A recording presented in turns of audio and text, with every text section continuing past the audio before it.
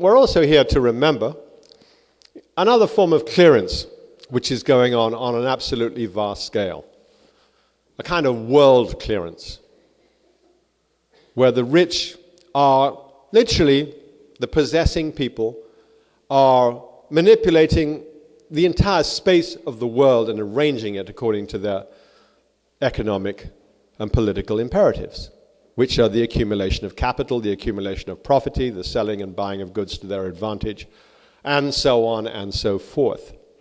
And this is now known by the general handle globalization, a word I actually don't like very much. It's now become one of those words that like oozes its way into every conversation. And I don't think it does much. It's always been I don't like boop words, glob. It hasn't got any pep to it in globalization. So, and people use it all the time to explain everything. Globalization. And it almost, like those words, gets between you and what we're looking at. And what are we looking at? We're looking at globalization in many ways is nothing new. Peter Linebaugh and Marcus Rediker describe, in a way, proto-globalization back when the rich navies of the Spanish, the Portuguese, the British, the Netherlands were coursing across the world. There was globalization. You know, here's an image of globalization off the Sierra Leone coastline in 1606. There were two British slave ships. And there was an audience of people listening to a production of Shakespeare, again, that was being put on by the crew. The crews were putting on productions of Richard II and Henry IV, Part 2. And the audience were the slavers, the African lords who were bringing slaves, and they were listening while Shakespeare was being translated to them by the king's interpreter. There's an image of globalization for you.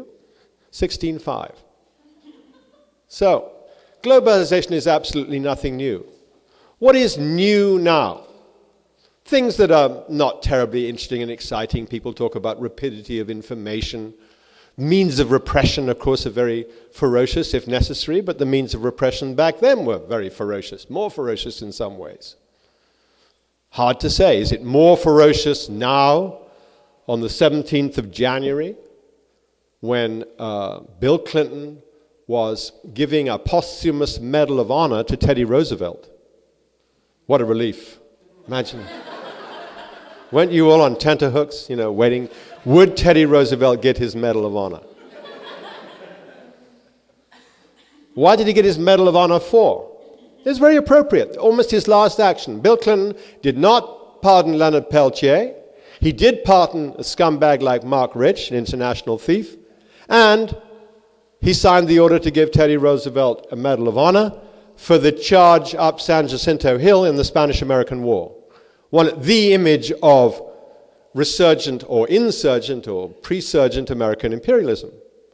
When the Rough Riders, who were a drunken rabble of socialites from New York, were going up the hill with Roosevelt in their army special uniforms made of Brooks Brothers, and were doing very badly. And a black battalion came to their rescue and saved them. No? Saved them. And they immediately gave 21 medals of honor. Not to the black battalion, you can be sure. They gave it to the Teddy Roosevelt people. But not to Teddy Roosevelt because the Minister of War didn't like him. Teddy Roosevelt, all his life, campaigned for the Medal of Honor. He said, I wish I had it. He rushed out a quick book on the Rough Riders. And finally, Bill Clinton, who did so much else,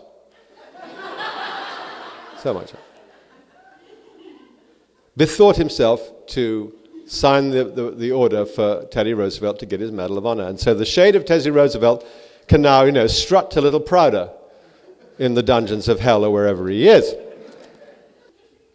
But I was saying, on lethality, on the very day that Roosevelt was receiving this posthumous attribute of glory, what was happening in Colombia?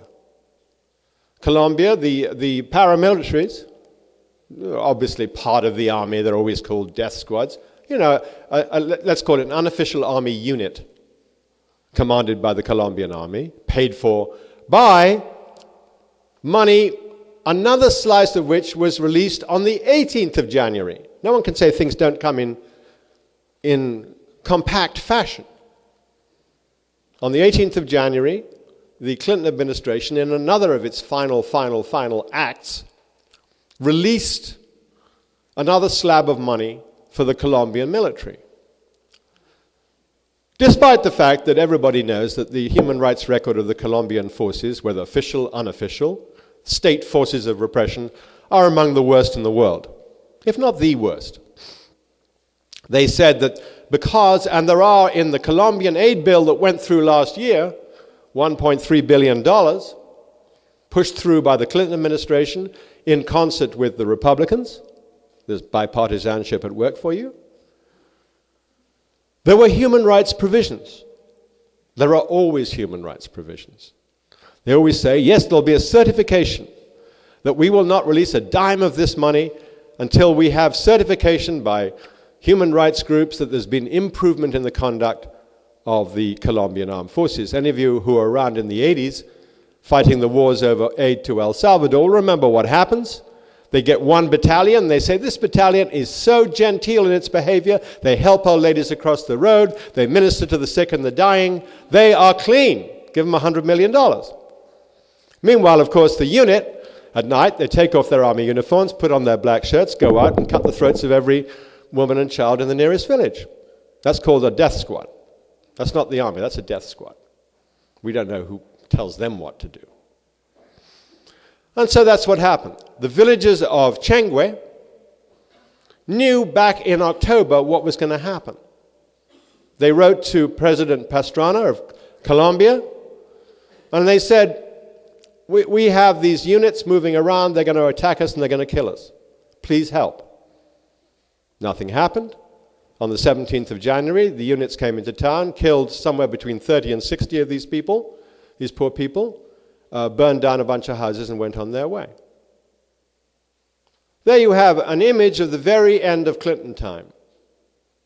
No pardon for Peltier, pardoning a rich international crook whose wife has given $250,000 to the Democratic National Committee, a medal for Teddy Roosevelt, and aid to the Colombian killers. And people are regretting Clinton time.